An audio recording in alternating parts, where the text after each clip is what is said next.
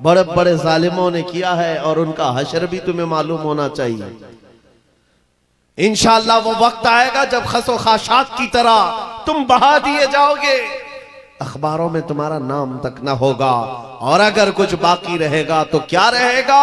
न घबराओ मुसलमानों, अभी खुदा की शान बाकी है, अभी इस्लाम जिंदा है, कुरान बाकी है। ये जालिम काफिर क्या समझते हैं जो रोज हमसे उलझते हैं? अरे अभी करबला का आखिरी मैदान बाकी है। नौजवानों, इस यकीन के साथ और ईमान के साथ अपनी जिंदगी को आगे बढ़ाओ। खुदारा मैं तुमसे कहता हूं, अगले दिनों के बाद जब तुम्हारे इम्तिहान का वक्त आएगा, हर उस्ताद अपने बच्चे को इम्तिहान की तैयारी करा रहा होता है।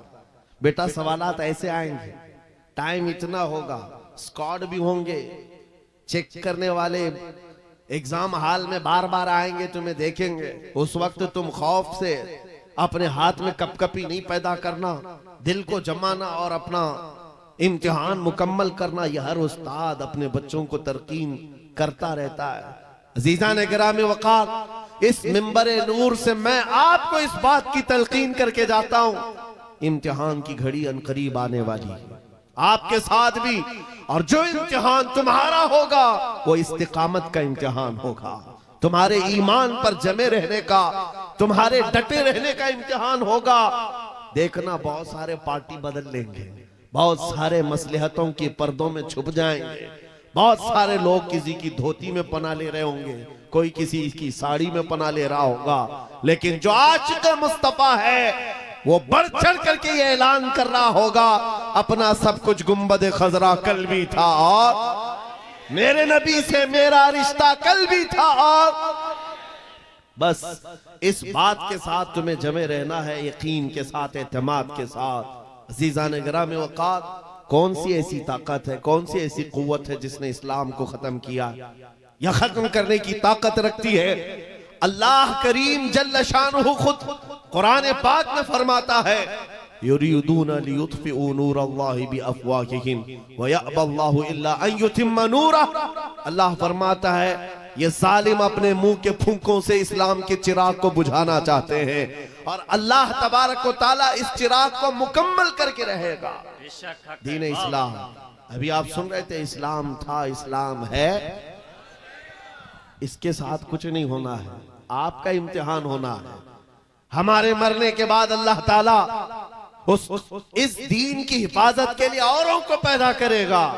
वो कादिर मुतलक चाहे तो सख्त जानी दुश्मनों से भी ईमान वाले पैदा कर सकता है। हाँ, ये बात याद रखिए आप। ततारी जिन्होंने बगदाद को हिलाक करके रखा था, रब तबारक व तआला ने उन्हीं के सीनों में ईमान की दौलत दी और वो मुहाफिज़े इस्लाम बन गए। हमारे दौर में भी जितने आतंक मचा रहे हैं, कल इनके बच्चे ये नारा लगाएंगे, इस्लाम था, इस्लाम है, इस्लाम रहेगा। हाँ, जितने आतंकवादी हैं सब नारा लगाएंगे इंशाअल्लाह। आप इंतजार करें इस बात का, लेकिन तुम अपने इम्तिहान में जमे रहो, डटे रहो। अगर तुमने नबी पाक सल्लल्लाहु अलैहि वसल्लम के इस दीन के साथ, इस शरीयत के साथ नाइंसाफी की, तो कल मेरे आका को क्या जवाब दोगे? कल मैदान क़यामत में तुम्हें खड़े होना है, हुजूर पाक सल्लल्लाहु तआला अलैहि वसल्लम की बारगाह में जवाब देना है। अगर मेरे आका ने पूछ लिया कि जिस वक्त मेरी शरीयत पर हमले हो रहे थे, जिस वक्त मेरे दीन को कुत्ते नोचने की कोशिश कर रहे थे, ऐ नौजवान बता तू मेरी सुन्नतों के साथ कितना अमल कर रहा था, तुम क्या जवाब दोगे? आका, मैं आपकी दाढ़ियां निकाल करके गटर नालियों में फेंकता था, मैं यहूदियों और ईसाइयों के तरीकों पर चलता था, क्या तुम नबी पाक को यह जवाब दोगे? आका, रात भर में गाने सुन करके सोता था, सुबह फजर की नमाज कज़ा करता था, ये जवाब दोगे? क्या जवाब दोगे? आपके पास अगर जवाब नहीं देने की ताकत है तो आज ही बदल डालो, जिंदगी बदल डालो, आज इनकलाब ले आओ। देखना, मैं अक्सर ये बातें कहता हूं ना, मैं चाकू छुरी की बात करता हूं, ये तो शायर लोग तलवार उठाने की भी बात करते हैं। हाँ, ये कहते भी हैं समझौता नहीं होगा, तलवार उठ जाएगी। मैं तो तलवार की भी बात नहीं करता। अरे प्लास्टिक का ब्लेड भी रख लो तो कल को हमको आतंकवादी घोषित कर दे।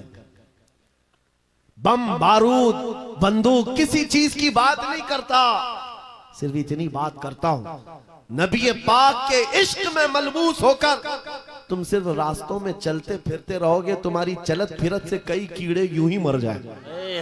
हक है, वाह वाह, बहुत खूब। हुजूर पाक की सुन्नतों में वो दम है, वो असर है, तुम्हारी चलत फिरत से कई कीड़े फना हो जाए। बात सिर्फ इतनी है, दीवार क्या गिरी मेरे खस्ता मकान की, लोगों ने आने जाने का रास्ता बना लिया। होता यही है, कोई पुराना घर गिर जाए ना, लोग इधर से उधर आने का रास्ता बना लेते हैं। आज हमारी जमात के अंदर इंतशार हुआ, नौजवानों में आवारगी आ गई, तो हर कुत्ता हमको ही टारगेट करने लग गया, हर कुत्ता हमें ही भौंकने लग गया। मेरे अजीजों, शिद्दत से आज उस सलाहुद्दीन अय्यूबी की बात याद आती है। क्या आपको पता है, उनका दौर ऐसा है कि यहूदी माएँ, ईसाई माएँ अपने बच्चों को थपकियां देकर सुलाती थी, कहती बेटा सो जा, नहीं तो सलाहुद्दीन आ जाएगा। हालांकि जुल्म से कोई तख्त नहीं बिछाया था, सुन्नते मुस्तफा का रौब ऐसा कायम था, हुजूर के इश्क का रौब कायम था, जिसकी वजह से पूरी दुनिया में उनकी तूती बोलती थी। आज करोड़ों की तादाद में है, करोड़ों की तादाद में जालिम हमें आंख दिखा रहे हैं। हमारे बच्चों का कत्ले आम, हमारी औरतों की इज्जतें नीलाम, हमारी गर्दनों पर राज, और बगैर किसी खौफ के शायर इस्लाम पर भौंकना आज की आदत सी बन गई। नौजवानों, तुम्हारे अंदर अगर ज़मीर बेदार है, गैरत मौजूद है, तो अपने आप को बदल डालो। जवाब देने का एक वक्त आएगा, इंशाअल्लाह वक्त आएगा जवाब देने का। लेकिन पहले मैं आपसे सिर्फ इतनी इल्तिमास करता हूं कि अपने आप को बदल लो। कल को हमारे पास फख्र होगा, फख्र के साथ किसी मैदान में उतरेंगे, वो तुम्हारे होलियों को ऊपर से नीचे देखते रहे और पूछते रहे ये कौन सी मखलूक है, ये कहां से आई हुई जमात है, तो हम सीना तान करके कहेंगे ये मोहम्मद अरबी के शेरों की जमात है। आज क्या हम दिखाएं लोगों को? गुटखा खाने वाले लोग दिखाएंगे।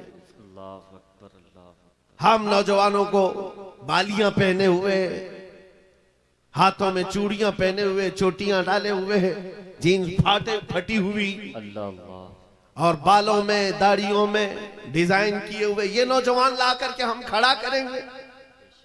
मेरे अजीजों, दुनिया के ऊपर अगर हैबत तारी होती है तो सिर्फ आशिकाने मुस्तफा से होती है, हुजूर के गुलामों से होती है।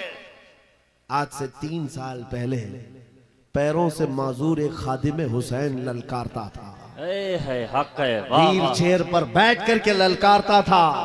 अरे सफेद दाढ़ी हो चुकी, उम्र काफी है, सफेद दाढ़ी, पैरों में माजूरी, लेकिन पूरी दुनिया में ऐसी हैबत तारी कि यूरोप की जमीन भी हिलती नजर आए। हॉलैंड की पार्लियामेंट में बाज़ाब्ता उनको लेकर कहा जाए ये आदमी मोस्ट डेंजरस है, बहुत ज्यादा डेंजर है। हम सोचते हैं ये तो पैरों से माजूर सफेद दाढ़ी वाला व्हील चेयर पर बैठा हुआ तुम्हारे लिए कैसे डेंजर हो गया? तुम्हारे पास तो बहुत बड़े बड़े मिसाइल, एटम बम है, सब कुछ है।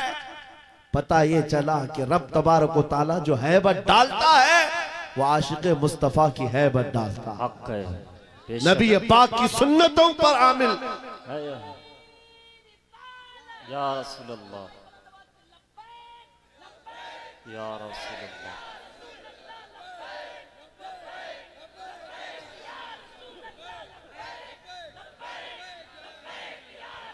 सैयदना उमर इब्ने खत्ताब रज़ी अल्लाह ताला अन्हु का दौर है। सहाबा कराम एक इलाके को फतह करते हैं, वहां का जो गवर्नर था, वहां का जो सुल्तान था, वो गिरफ्तार हो गया, दूसरे मजहब से ताल्लुक रखता था और उसने तलवार उठाई थी, इनके खिलाफ कैद हो गया। लेकिन जब कैद होकर के आया तो जाहिर सी बात है हमारे खिलाफ तलवार उठाए थे, अब फंसे हो तो मार खाओगे, अब तुम्हारी मौत होगी। लेकिन मुजाहिदीन इस्लाम थे, हजरत उमर के पास पेश किया, कहा कि इसका क्या करना है? कहा अगर वो इस्लाम में आता है तो उसकी जान बख्श दी जाए। उस बादशाह से कहा गया कि तू अगर ईमान ले आता है तो तुझे तेरी जान भी वापस और तेरा मुल्क और तेरी सल्तनत भी तुझे लौटा दी जाए, तू ही बादशाह, तू ही गवर्नर है। उसने कहा मेरा दीन इतना आसान नहीं है कि मैं बादशाहत लेने के लिए अपना ईमान छोड़ दूं, नहीं हो सकता, नहीं हो सकता। जान से मारने की बात थी। उसने कहा मैं अपना धर्म नहीं बदल सकता। फिर उसके बाद साहबा ने कहा हजरत अमीरुल मोमिनीन से इसका क्या किया जाए। हजरत उमर फारूक ने क्या किया सुनो, कहा उसको कहो कि हम तुम्हें जेल में डाल देंगे। उस बादशाह से कहा गया तो उसने कहा मंजूर है मुझे जेल, लेकिन मैं अपना धर्म नहीं बदल सकता, दीन नहीं बदलूंगा। हजरत उमर ने कहा जेल में डाल दो, और 10 सहाबा को भी उसके साथ जेल में डाल दिया। इनका कोई कसूर नहीं था। 10 सहाबा जवान थे। नौजवानों तवज्जो से सुनो, उस कट्टर दिल बादशाह के साथ जेल में डाल दिया। वो नौजवान सहाबा जेल में थे। उनके वक्त, उनके औकात की पाबंदी, सुबह दोपहर शाम वो अपनी नमाजों के पाबंद, कुरान की तिलावत, नबी पाक सल्लल्लाहु अलैहि वसल्लम की मोहब्बतों वाली सुन्नतें। 8 दिन नहीं गुजरे थे। वो बादशाह इन नौजवानों को बार बार देखता था। पलट करके उसने कहा तुम्हारे अमीरुल मोमिनीन से मुझे मिलना है। पैगाम पहुंचाया गया हजरत उमर के पास। कहा लाओ उसको। पेश किया गया बादशाह को, जेल के बाहर ला करके हजरत उमर के पास। कहा क्या कहना चाहते हो। कहा ईमान लाना चाहता हूं, ईमान लाना चाहता हूं। कहा हमने तो इससे कबल तुम्हारे सामने पेशकश रखी थी, क्यों नहीं लाए। उस वक्त तो तुम्हारी सल्तनत भी तुम्हें वापस करने की बात की गई थी, तब भी नहीं लाए। जेल में डालने की बात की गई, तब भी नहीं लाए। वो बादशाह कहता है इस तरह से अगर आप 25 साल भी मुझे जेल में डालते तब भी मैं नहीं बदलता। मुझे ये सख्तियों ने नहीं बदला, आपके इन 10 जवानों ने मेरा दिल बदला। इनके अखलाक और किरदार मैंने देखा, फिर मेरा दिल गवाही देने लगा ये झूठों की जमात नहीं हो सकती। और मैंने इनकी सुबह देखी, इनकी शामें देखी, इनका उठना बैठना, इनके नमाज, इनकी इबादतें, इनका गिड़गिड़ाना, ये सब देख करके जवानों में मेरा दिल पसीज गया। और फिर दिल ने पुकार करके कहा गुलामों का जब यह हाल है तो फिर आका का हाल क्या है। गिरामी वक़ार, बदल सकते हो आज भी बदल सकते हो कि अगर तुम्हारे अखलाक, तुम्हारा ईमान मजबूत हो जाए, पत्थर दिलों को भी बदल सकते हो। बस बात इतनी है कि अमल के मैदान में तुम्हें आना है, उनके दिलों को बदलना मेरे मौला की शान है, रब तबारक व तआला की शान है। बड़े बड़े जलसे कर लिया, रात पूरी जाग लिया, लेकिन तुम्हारे अखलाक नहीं संवर सके तो ये फजूल हो जाएगा, कोई काम के नहीं। अगर सिर्फ दिखावे के लिए फॉर्मेलिटी अदा करना है तो हमें जलसों में बुलाओ भी मत। हम इस काम के लोग नहीं हैं, हम इस मैदान के लोग नहीं हैं। नहीं, हमारा ये पेशा है कि आपके पास आया, तकरीर किया और कुछ पैसे लेकर चला गया, अपनी कमाई किया। अलायाज़ु बिल्लाह, कभी नहीं। सिर्फ एक दर्द लेकर के चलते हैं कि हमारी जमात में से वो नौजवान किस दिन उठेगा जो इकबाल का जवान था। सुना है कुदसियों से मैंने कि वो शेर फिर होशियार होगा। बस यही दर्द लेकर आप तक, बल्कि बंगाल की खाड़ियों में, बिहार की झाड़ियों में, हर जगह पर सफर इसलिए कर रहे हैं कि कहीं ना कहीं मेरे मौला करीम ने फजल फरमाया और रहम फरमाया उम्मत मुस्तफा पर। हमारा जवान बेदार हो जाएगा, इन गानों को ये लात मारेगा, ये सारे मुजरे करने वाले अखलाक को ठोकर मारेगा और खड़ा होकर दुनिया को बताएगा मेरे नबी से मुझे इतना प्यार है कि तुम अगर नंगे रहने पर फख्र कर सकते हो तो मैं मेरे मुस्तफ़ा की सुन्नतों पर फख्र करूंगा। अगर तुम्हें चोटी रखने पर शर्म नहीं आती तो मुझे दाढ़ी रखने में क्यों शर्म आए। हकीकत बोल रहा हूं या नहीं।